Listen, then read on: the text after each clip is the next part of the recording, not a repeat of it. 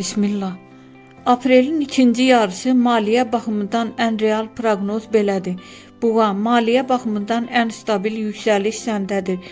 Pul birdən yox, tədricən artır. Ən doğru strategiya qənaət plus ağıllı yatırımdır.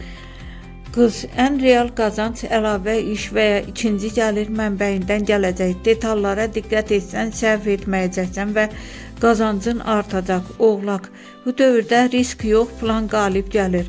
Əgər səbirli olsan, ayın sonuna doğru konkret maddi nəticə görəcəksən. Maaş, müqavilə və ya iş artımı ola bilər. Əqrəb, pul şansı var, amma dalğalıdır. Bir gün qazanc, bir gün xərclər arta bilər. Düzgün idarə etsən, sonda qazanan tərəf sən olacaqsan. Dolça, gəlir şansı ideyalardadır. Yeni fikir və ya yeni layihə pul gətirə bilər. Amma dərhal yox, biraz zaman işləyəcək.